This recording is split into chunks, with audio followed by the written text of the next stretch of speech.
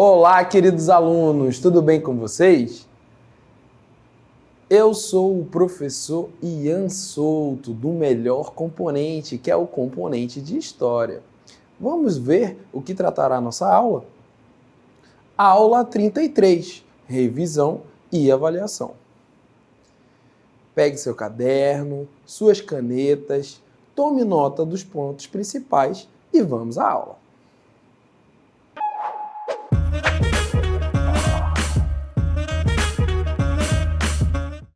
Bom, e a nossa aula irá tratar de um período específico, diante do Segundo Reinado, que é o período da Guerra do Paraguai. Então, iremos tratar sobre esse evento na qual o Brasil estará inserido e, de um modo geral, a América do Sul vai estar inserida neste grandioso conflito e que gerará consequências tanto para o território brasileiro quanto para outros territórios. Então, estaremos atentos justamente a esse período de guerra. A Guerra do Paraguai ocorreu entre 1864 e 1870. Foi um dos conflitos mais sangrentos e devastadores da história da América do Sul. Olha só, que ponto importante. Estamos falando de um movimento bélico entre os países da América do Sul e que vai ficar marcado na história como um dos mais devastadores e mais sangrentos. Países como Brasil, Paraguai, Uruguai, Argentina vão estar diretamente ligados a esse conflito. E é muito importante nós estarmos atentos ao quê? Ao papel de cada país, mas principalmente às consequências que esse conflito irá gerar dentro do nosso território. Vale ressaltar que dentro desse período, o Brasil estava sendo governado por um imperador. É dentro do período do Segundo Reinado, a partir da figura do Dom Pedro II, que esse conflito irá se desenrolar. As motivações da guerra serão, a guerra ela foi desencadeada por uma série de disputas territoriais. Então, já sabemos que essa guerra ela está atrelada a território e políticas na região da Platina, entre Paraguai e seus vizinhos, Brasil, Argentina e Uruguai. O governo paraguaio, liderado pelo ditador Francisco Solano Lopes, e seu desejo de criar o Grande Paraguai. Olha só. Nesta cartela, a gente consegue compreender que temos a figura do Solano Lopes como grande líder militar e que ele desejava construir aquilo que ele determinava como o Grande Paraguai. Então, estamos falando de um período na qual as nações estavam, vamos dizer assim, determinando os seus territórios. Então, hoje, você consegue abrir o mapa mundi e identificar, através dos limites territoriais de cada nação, a configuração de cada país. Porém, estamos falando de meados do século XIX. Nações, principalmente na América do Sul, são recém-independentes, como o nosso próprio país, o Brasil. Era um país recém-independente. Então, as divisões territoriais elas não estavam muito bem estabelecidas ainda. E Solano Lopes, ao comando do Paraguai, vale ressaltar que o Paraguai estava passando por um período um período de ouro dentro da sua nação. O Paraguai vivia um período muito próspero. E assim, a fim de estender o seu território ali na região da Platina, que fica mais ou menos ali ao sul do Brasil, na qual você tem uma conexão, né, entre diversos países, principalmente entre Brasil, Argentina, Uruguai, né? É dentro desse território que o Paraguai, né, a partir de uma política de extensão territorial, irá lutar por, né, aumentar o seu território. Para isso, né, ele pretendia anexar áreas do Brasil e da Argentina que o permitissem possuir uma saída para o mar. Olha só que ponto importante, né, desse nosso texto. Porque compreenda que essas nações como Brasil, Paraguai, Uruguai, Argentina, são nações que estão caminhando ainda diante do seu parque industrial. Então, nós temos nações que estão querendo crescer, que estão querendo se conectar com o mercado, né, capitalista, com o mercado de produção. Sendo assim, nós temos, inclusive, até hoje, né, o mar, as rotas marítimas, como rotas principais de escoação dessa produção. Sendo assim, o Paraguai queria, né, anexar essa região da Platina para tornar essa região um ponto crucial diante do escoamento da sua produção industrial. E assim você tem, né, diante dessa política do ditador Solano Lopes, uma tentativa de anexação dessa região da Platina. É importante dizer, né, que como o Paraguai vivia esse momento muito próspero, o Paraguai era um país muito forte. Então, implementou-se ali naquela região uma briga extremamente intensa, na qual nações, né, como Brasil, Argentina e Uruguai tiveram que armar um jeito, né, de unir-se em prol de lutar contra o Paraguai. E é aí que nascem as alianças. O Paraguai enfrentou uma coalizão formada pelo Brasil, Argentina e Uruguai, conhecida como Tríplice Aliança. Olha só que ponto importante. Tríplice, três. Aliança, né? A junção de três.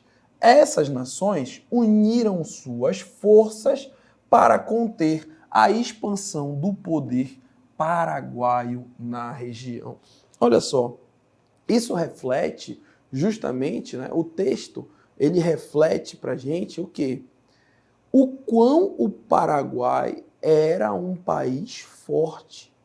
Afinal de contas, foi, né, necessária uma união entre três países, entre três forças bélicas, para lutar contra uma. Então, isso nos mostra o quê? Que o Paraguai, ele estava, além de estar, né, em um momento extremamente poderoso do seu país e do seu exército, ele demonstrava que, se esses países não se unissem, o Brasil, a Argentina e o Uruguai, muito provavelmente o Paraguai iria conseguir anexar o território da Platina e assim, né, concretizar a sua, né, o que o ditador Solano Lopes estava almejando. Mas é importante atentarmos nessa tríplice aliança, na qual iremos ver de um modo mais lúdico, né? Olha só. Então, olha lá, na imagem nós podemos ver o líder da nação argentina, Bartolomeu Mitre, né? Assim como o líder da nação brasileira, o Dom Pedro II, E aí você me pergunta, professor, mas essa bandeira do Brasil ela está um pouco diferente, né? Eu vejo aí alguns aspectos diferentes. Pois naquele período o Brasil estava inserido no contexto do Segundo Reinado. Então, a bandeira brasileira ainda não era a bandeira republicana que conhecemos hoje. Tá? Essa era a bandeira referente ao Brasil do Segundo Reinado.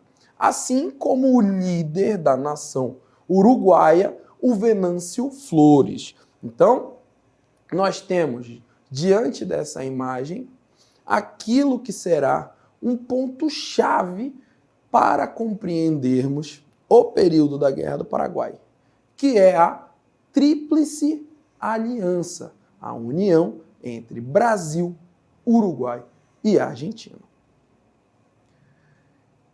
O desenvolvimento do conflito, né? A guerra ela foi caracterizada por uma série de batalhas sangrentas e confrontos brutais, incluindo a Batalha de Tuiuti, a maior batalha travada na América do Sul até então.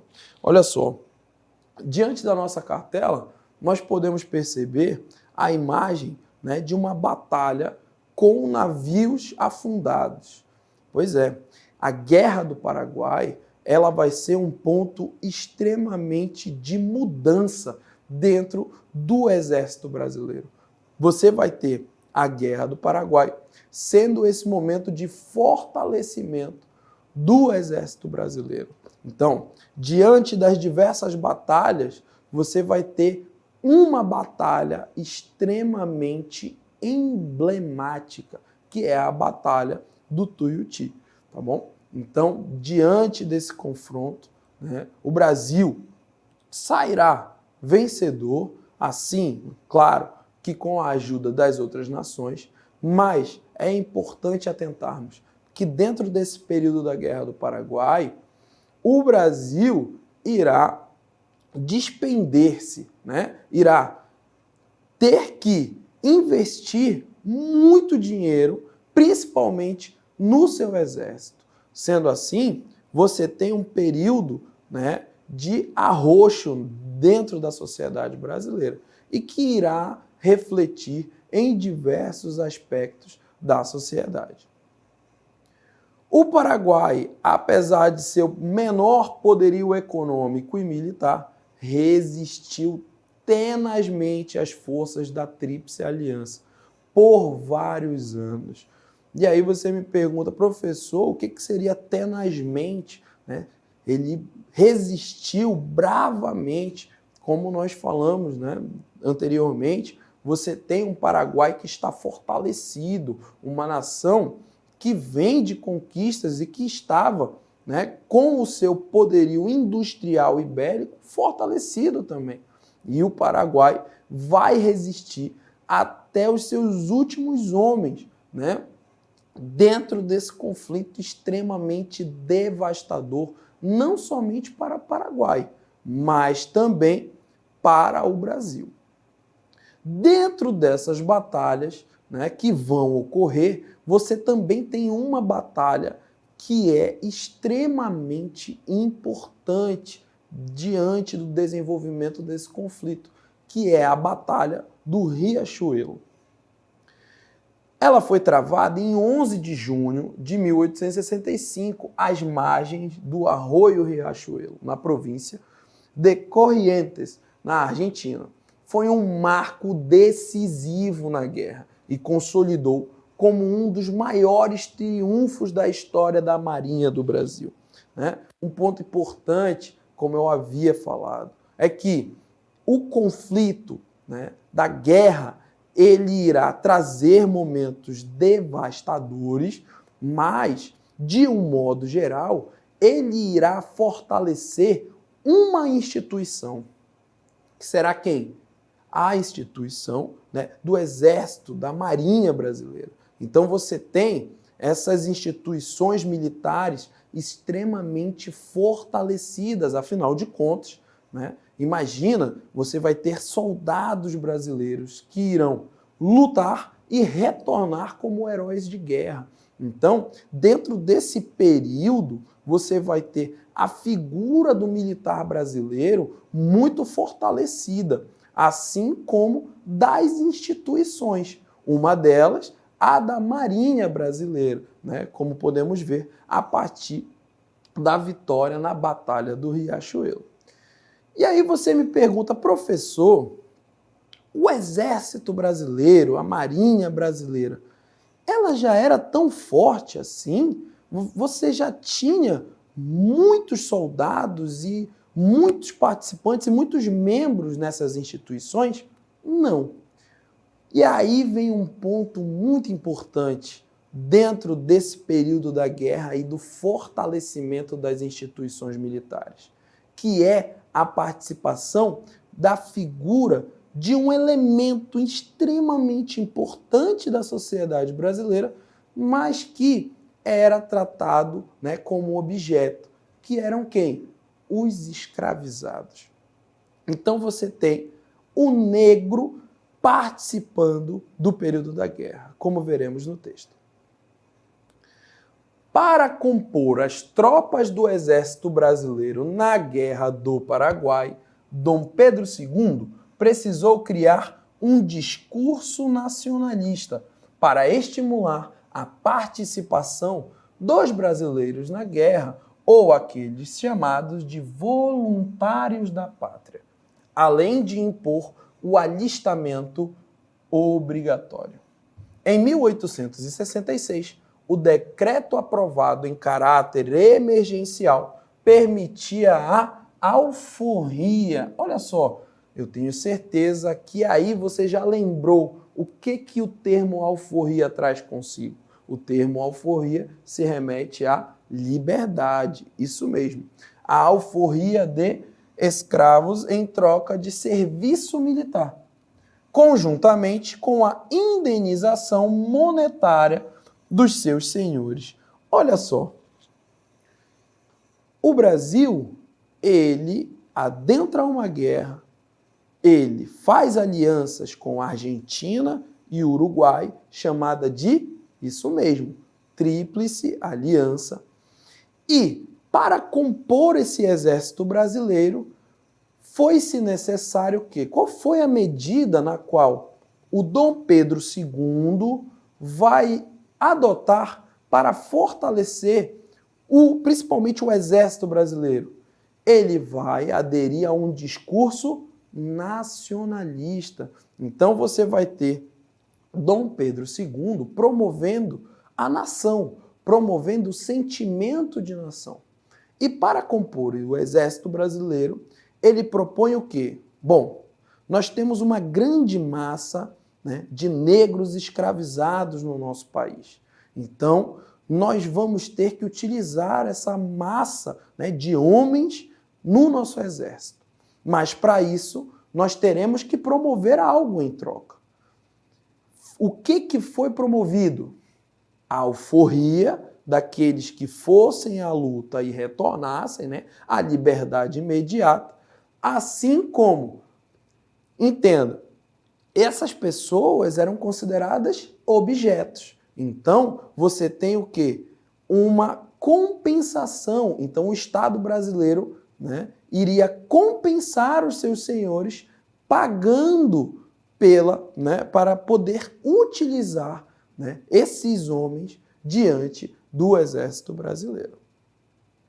Nas senzalas e nas lavouras, cartas de alforria e uniformes começaram a chegar para aqueles que se viram no dever de defender a pátria, que até então, né, lhes negava a condição de gente. Em janeiro de 1867, os primeiros libertos da guerra foram encaminhados para o Exército e a Marinha do Brasil, na qual foram denominados os voluntários da pátria. E aí você tem, diante, né, do retorno dessa figura, né, desses ex-escravizados, eles retornam para o Brasil, mas já retornam com um outro status. E dentro dessas figuras, né, que você tem emblemática nessas batalhas, temos a figura do tenente Marcolino José Dias, como veremos na ilustração, né? Não temos foto do tenente Marcolino José Dias, mas temos aqui uma ilustração da figura dele, na qual, né, foi uma figura emblemática diante das diversas batalhas travadas nesse período da Guerra do Paraguai, né? E ele vai representar justamente o quê? Essa mudança no status da figura do negro, né, escravizado, e que vai servir para, a partir dos movimentos abolicionistas e das leis abolicionistas, que logo depois, né, o processo de libertação e alforria, né, dos escravizados no Brasil aconteça. Então, outro ponto muito importante, né, da Guerra do Paraguai é justamente essa mudança no status da figura do negro, né, escravizado, pois agora ele não é apenas um objeto, um ser que trabalha na lavoura, ele é agora um herói de guerra. Como consequência, né, desse período, o Brasil passou por mudanças políticas e sociais. Aumentou a insatisfação popular devido aos custos humanos e econômicos da guerra, contribuindo para a instabilidade política no período pós-guerra, impulsionando o processo de abolição da escravatura. Olha só, como esse texto é muito importante para nos atentarmos ao quê? Justamente a essas consequências do período da Guerra do Paraguai. Você vai ter como uma das principais consequências, é claro, o Brasil consegue efetivamente, com a ajuda da Argentina e do Uruguai, defender o seu território, né, na região da Platina, mas você vai ter alterações significativas onde? Dentro da sociedade brasileira, pois uma guerra ela é muito custosa em dois aspectos, econômicos e humanos. Então você gera uma insatisfação na sociedade brasileira. Mas uma insatisfação com o quê? E com quem, professor?